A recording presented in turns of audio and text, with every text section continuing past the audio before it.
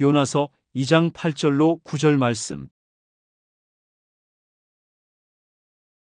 거짓되고 헛된 것을 숭상하는 모든 자는 자기에게 베푸신 은혜를 버렸사오나 나는 감사하는 목소리로 주께 제사를 드리며 나의 서원을 주께 갚겠나이다. 구원은 야훼께 속하였나이다 하니라. 아멘.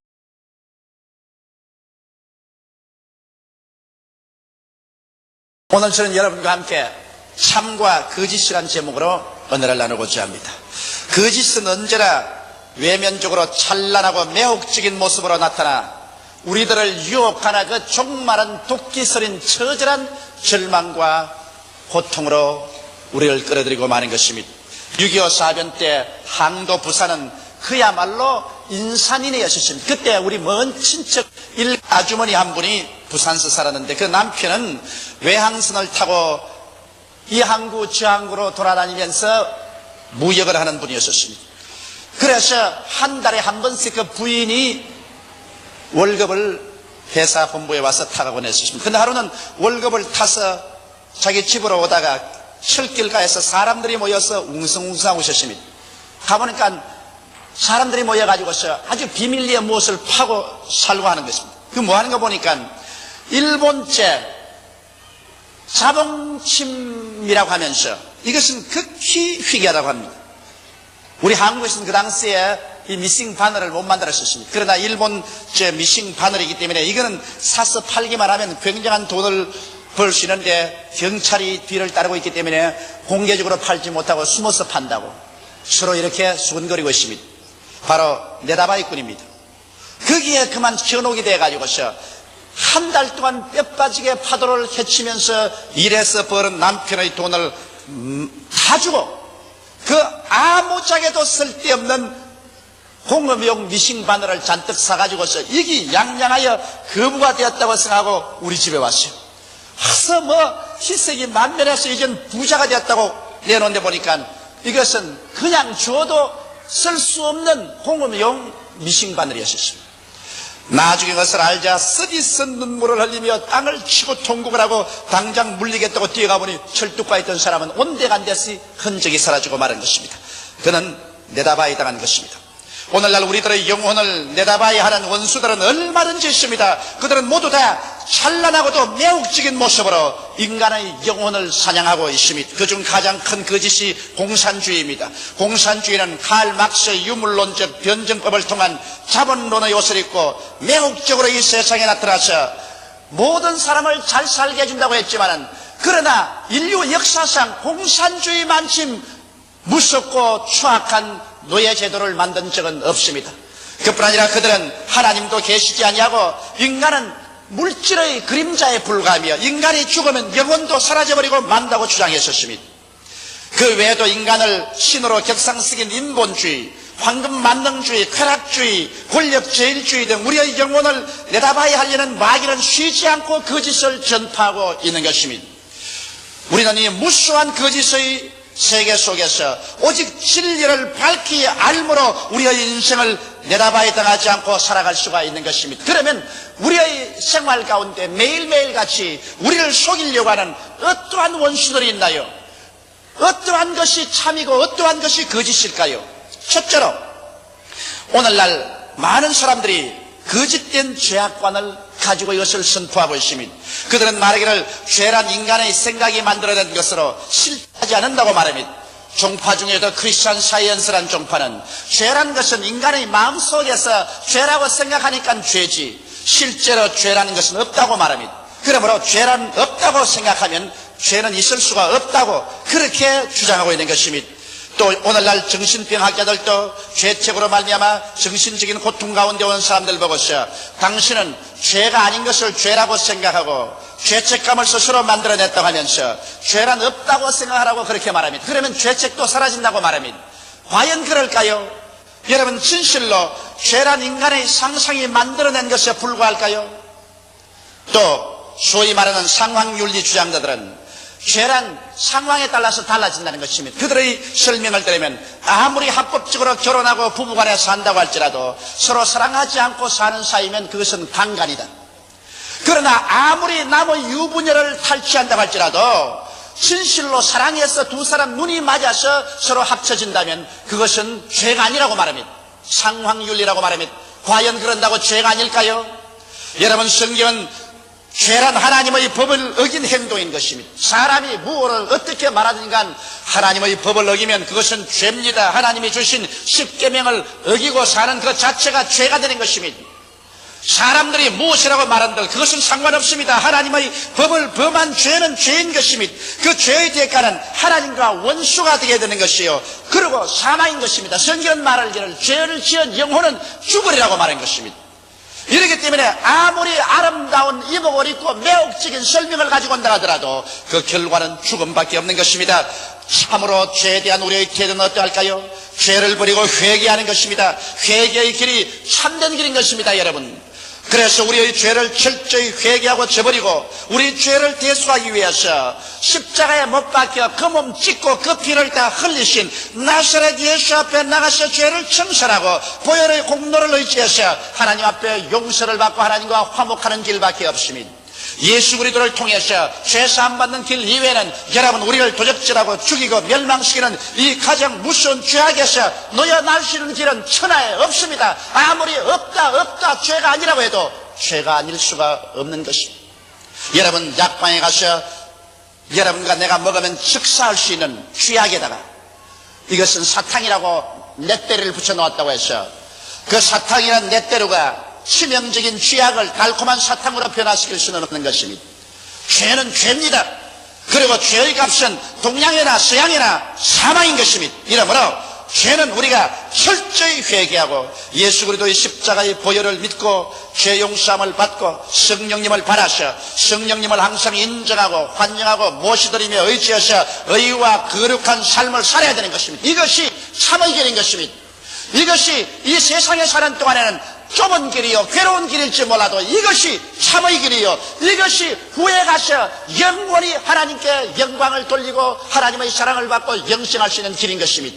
죄악으로 가는 길은 넓고 거리 찾는 사람이 많습니다. 그러나 그 길로 간 사람은 최후의 처절한 절망을 체험하게 될 것인 것입니다. 둘째로 여기 거짓이 있습니다. 이것은 거짓된 자아관인 것입니다. 사람들은 생각하기를 죽으면 자아의 종말이 다가온다고 말한 것입니다. 이러므로 내일 죽을 것이니 오늘 먹고 마시자. 그러므로 무엇을 먹을까, 무엇을 입을까, 무엇을 마실까, 이것밖에는 생각할 것이 없다. 육신의 정욕을 추구하고 안목의 정욕을 찾고 이 세상 자랑을 취하여 살다가 죽으면 한줌흙으로 돌아갈 것이니, 그러므로 이 세상에서 실컷 어떻게 하는지 수단 방법을 가리지 않고 잘 살아보자는 것입니다. 사실 그럴까요? 이것이 참말일까요? 성경은 그렇게 말하고 있지 않습니다. 히브리서 9장 27절에 한 번 죽는 것은 사람에게 정하신 것이요, 그 후에는 심판이 있으라고 말한 것입니다. 사람이 육체를 가지고 이 땅에 살 동안 그가 무엇을 행했든지 그것은 하나님 앞에서 반드시 심판을 받게 되어 있는 것입니다. 사람은 하나님의 형상과 모양대로 지음받았기 때문에요. 육체가 죽어서 한 주먹으로 돌아가면 사라지는 것이 아닙니다. 사람은 죽지 않은 영원한 영혼이 육체를 입고 사는 것입니다. 이렇기 때문에 바울은 말하기를 땅에 있는 육신의 장막집이 무너지면 손으로 짓지 않은 영원한 집이 우리에게 있는 줄 안다고 말했었습니다. 이러므로 여러분과 내가 살고 있는 이 장막집은 잠시 세상 동안 7, 80년 우리가 우고하는 천막입니다. 이것은 찢어지고 썩어질 수 있습니다. 그러나 그 속에 있는 우리의 영혼은 영원히 존재합니다. 그 영혼이 오늘날 예수 그리스도 안에서 보혈로 씻음받고 구원을 받아 하나님의 백성이 되어 영생을 얻었느냐, 그렇지 않으면 하나님께 버림받은 존재로 사냐는 것은 여러분 나중 7, 80년 후 죽음에서 우리는 결판이 지어집니다. 영원한 영광이냐, 영원한 수치냐, 천국이냐, 지옥이냐, 영광이냐, 절망이냐는 여러분 이 세상에서 우리가 그리스도 앞에서 결정해야 될 일인 것입니다. 또다시 인본주의는 거짓말입니다. 인간은 인간의 이성과 자유를 사용해서 무한한 낙원을 건설할 수 있다. 하나님 같은 거 필요 없다. 이제는 인간이 하나님이라고 말하고 있는 것입니다. 과연 인간은 이성과 자유를 통하여 거대한 문화와 문명을 개발시켜 놓았지만은, 그러나 이것이 이 세상에 지상 낙원을 만들었나요? 인간은 그 마음속에 미움과 공포가 있고 불신과 죄책이 있습니다. 인간의 마음속에 미움이 있는 이상, 인간의 마음속에 공포가 있는 이상, 상호간 불신이 있고 죄책이 있는 이상 인간은 내적으로 병든 존재요 포로된 존재인 것입니다. 이런 것이 해결되지 않은 이상 인간이 만드는 이성으로서 짓는 방대한 문화나 문명이라는 것은 자멸의 묘혈을 파는 것밖에 없는 것입니다. 오늘 보십시오. 20세기의 찬란한 인간의 과학 문명은 인간이 일시에 잿더미 속에 자멸할 수밖에 없는 무기를 생산해놓고 상호간 서로 응얼거리고 있습니다. 아무리 군비 축소 회담을 한다고 하더라도 그들의 마음속에 미움이 있고 공포가 있고 불신이 있고 죄책이 있는데 그 군비 축소 회담이 이루어질 때가 있습니까? 이제는 사람들은 지구를 떠나서 저 공중의 별들의 전쟁까지를 계획하고 있는 것입니다. 언젠가 인간은 자기들이 만든 이 인간 자랑 인본주의의 토대 위에서 파멸을 겪어야 말 것인 것입니다. 또 다른 잘못된 것은 인간은 진화의 산물이라는 것입니다. 고로 인간은 고등동물에 불과하며 역시 동물이라는 것입니다. 제가 예수 믿기 전 고등학교 다닐 때 참으로 존경하는 어른이 계셨습니다.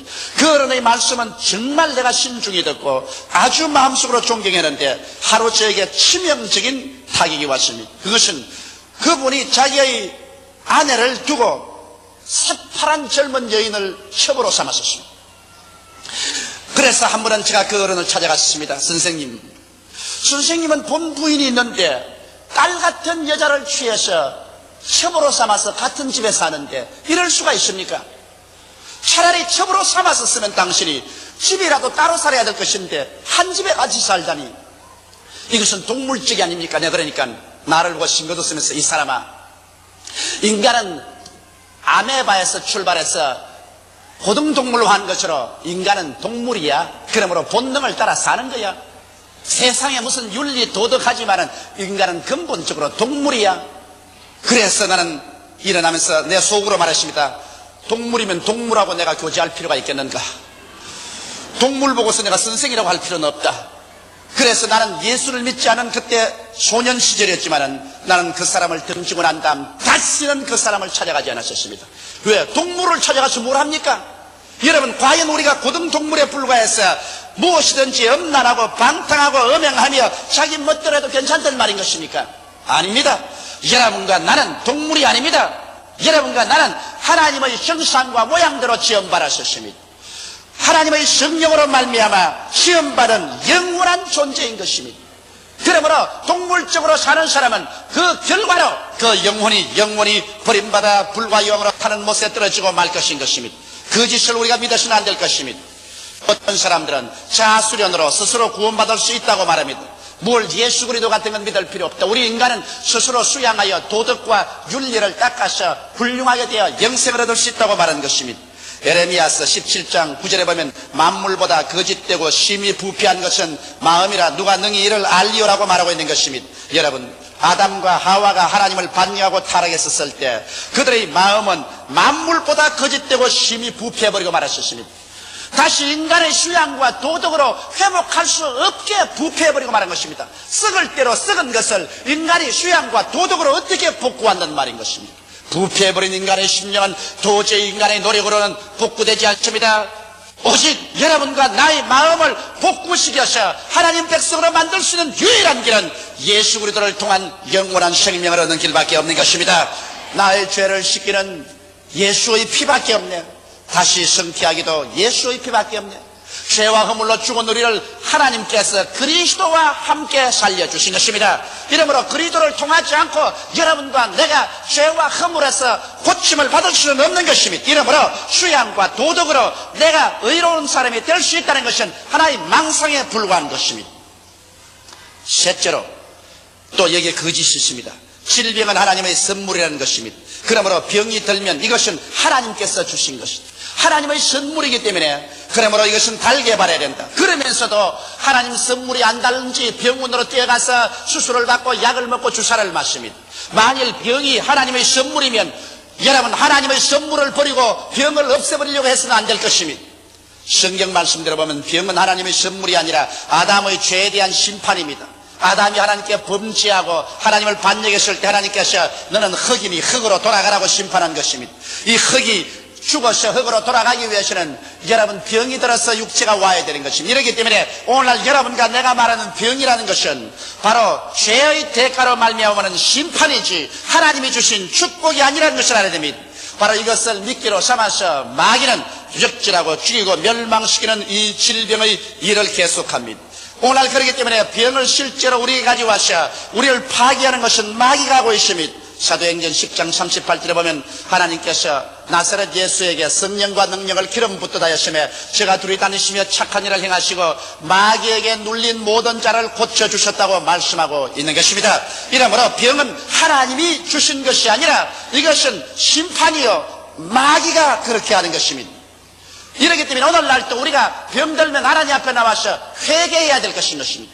직접 내 개인의 죄가 아닐지라도 다른 사람의 죄로 인해서도 내가 병들 수가 있고 내 개인의 죄를 위해서 병들 수 있습니다. 물론 죄를 짓지 않고도 병들 수 있습니다. 병은 타락된 환경의 산물이기 때문인 것입니다. 여러분, 이 오염된 공기, 오염된 물, 그리고 식품의 첨가제 이런 것을 먹고 마심으로 말미암아 벌써 어린아이가 태어날 때부터 손발이 없어 태어난 어린아이들이 있습니다. 이것은 자기가 죄를 직접 지어주는 게 아니라 이 타락된 세계 속에서 인간이 오염된 세계를 만들어서 환경을 통해서 이런 질병들을 가져오는 것입니다. 그러나 우리 인간에 대한 하나님의 참뜻은 병드는 것이 아니라 건강입니다. 성경 출애굽기 15장 26절에 나는 너희를 치료하는 여호와임이라고 성경은 말하고 있는 것입니다. 예수님께서 이 땅에 오셔서 그 사역의 3분의 2는 병 고치는 데 보내셨으며 12제자와 70인의 제자와 그 다음 모든 신자들에게 너희는 가서 회개하라 천국이 가까워왔다고 병든 자를 고치라고 주님께서 신신당부했었습니다. 성경은 마태복음 8장 17절에 제가 우리 연약한 것을 친히 담당하시고 병을 짊어지셨다고 말했었습니다. 베드로전서 2장 24절에는 제가 채찍에 맞음으로 너희가 나음을 얻었다고 말씀하고 있는 것입니다. 이러므로 치료는 하나님의 뜻인 것입니다. 그렇기 때문에 병이 하나님의 선물이라는 이 거짓을 우리가 던져버리고 우리는 치료가 하나님의 뜻인 줄 알고 믿음으로 말미암아 죄를 회개하고 하나님을 간절히 찾는 여러분 되시기를 주의 이름으로 축원합니다. 넷째로 헐벗고 굶주리며 사는 것이 하나님의 뜻이라고 말하는 거짓이 있습니다. 여러분, 헐벗고 굶주려서 뼈골이 양상하여 영양실조가 되어서 죽는 것이 하나님의 뜻이라면 그러면 오늘날 아프리카에서 비건으로 말미암아 특별히 에티오피아에서 온 전신이 앙상한 뼈만 아마 죽어가고 있는 이것이 하나님의 뜻이라는 말인 것입니까? 여러분께서 텔레비전을 통해서 보셨지요. 사진을 통해 보셨지요. 젊은 청년의 다리가 우리의 새끼손가락만하게 적어져서 뼈만 앙상하여 죽어가고 있는 걸 보셨지요. 여러분, 이것이 하나님의 뜻이라고 생각합니까? 그렇다면 하나님은 이렇게도 무자비하게 사람을 굶주려서 근포가 되어서 죽게 하는 것이 하나님의 뜻이라는 말인 것입니까? 성경 어디에서 그런 말을 기록하고 있는 것입니까? 여러분, 오늘날 이 세상의 가난과 저주는 하나님의 심판의 결과인 것입니다. 아담과 하와가 범죄하고 하나님을 반역하자 그들이 에덴에서 쫓겨나왔었습니다.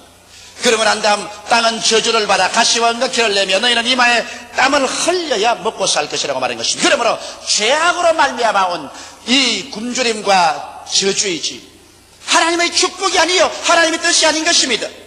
가난을 신앙으로 극복하는 것은 하나님이 기뻐하시는 것이지만 가난 그 자체는 하나님의 뜻이 아닙니다. 가난은 여러분 질병의 온상이요 범죄와 인간 비극의 온상인 것입니다. 사람이 가난하고 도둑질 안 할 소리가 없으며 거짓말 안 할 도리가 없습니다. 그러므로 여러분 가난 그 자체는 인간의 존엄성까지라도 파괴하는 저주인 것입니다. 그런 것을 가지고서 가난이 아름다운 것이라고 미워하는 그 사람은 어떠한 정신상태에서 그런 말을 하는지 나는 모르겠습니다.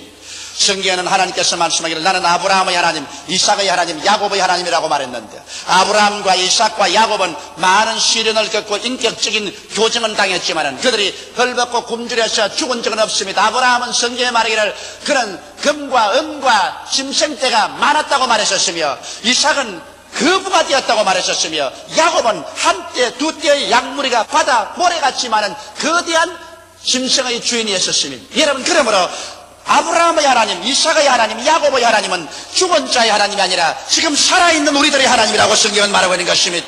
나는 여호와니 변혁지 아니하신다고 말씀했는데 그 하나님께서 오늘 여러분과 나를 헐벗고 굶주려서 영양실조가 되어 근포가 되어서 죽는 것이 뜻이라고 말한다면 이 어찌 잘못된 것이 아니고 무엇이겠습니까?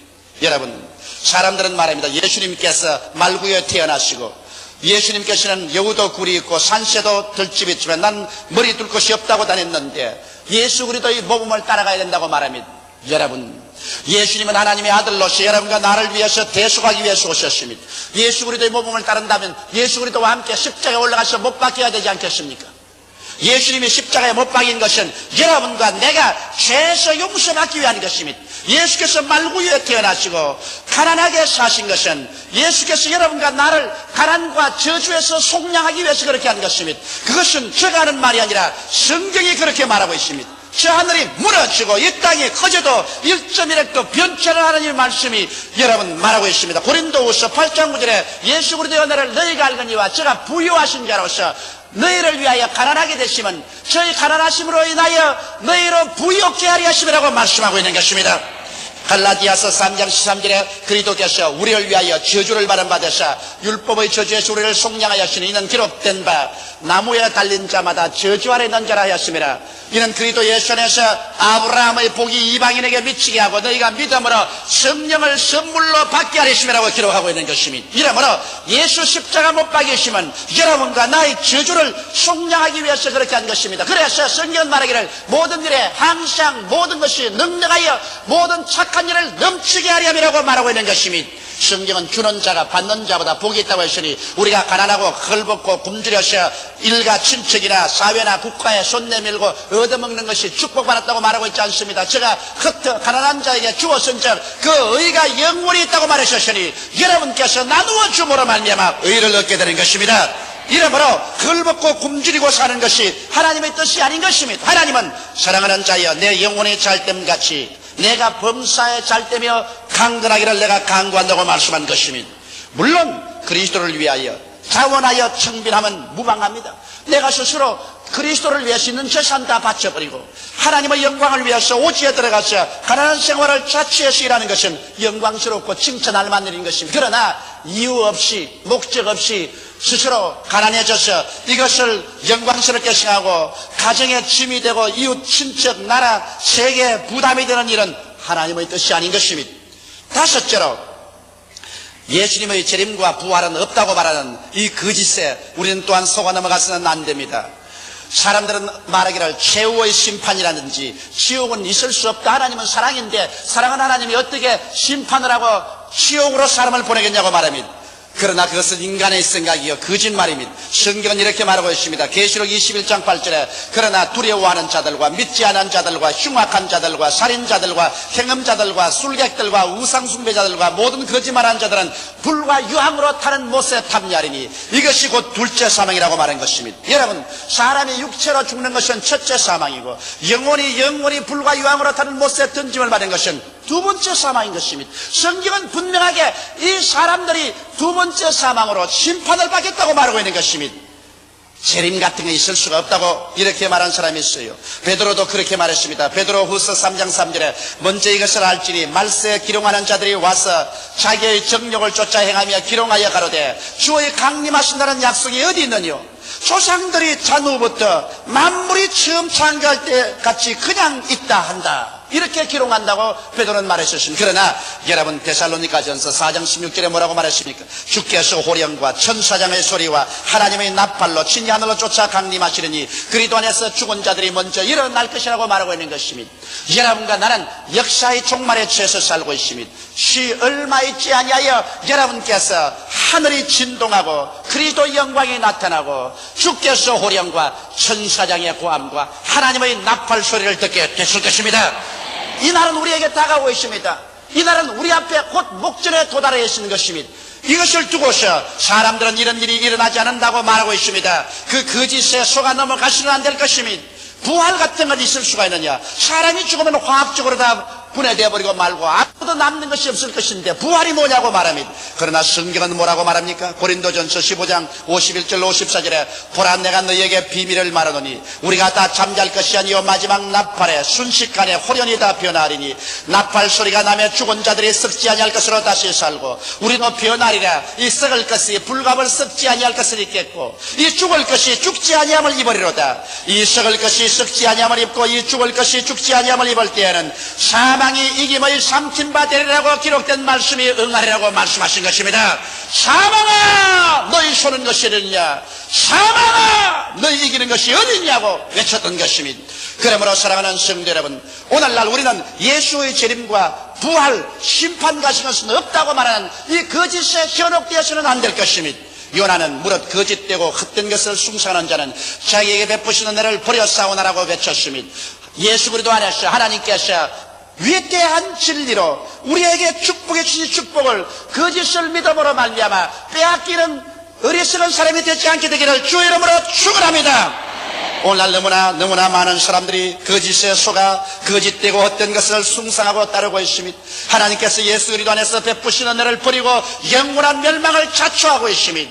우리들은 하루속히 회개하고 돌아서야만 합니다. 우리는 천지간에 영원 무궁하신 참되신 하나님과 하나님 말씀에 굳세게 서므로 거짓에 속아 인생과 영원을 내받아 해당하는 비극을 면할 수가 있는 것입니다.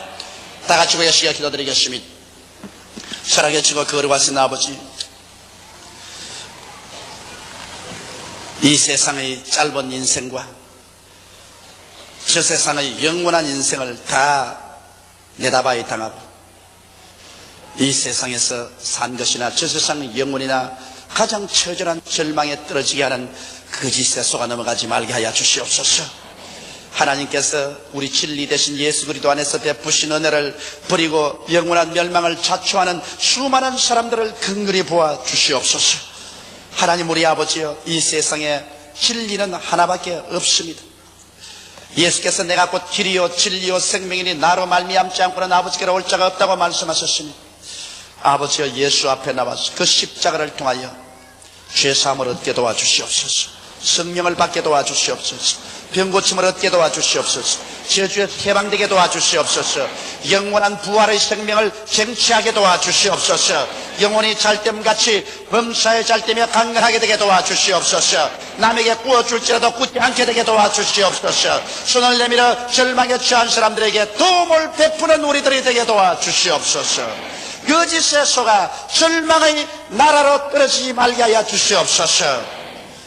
오 보혜사 성령이여, 바람같이 불같이 생수같이 운행하여 주셔서 오늘 혹시 거짓에 속아 절망에 사는 사람들이나 타락한 사람들의 눈을 밝혀 주시고 마음의 깨달음을 허락하여 주셔서 예수께로 돌아오게 하여 주옵소서. 주 예수님 이름 받들어 기도하옵나이다. 아멘.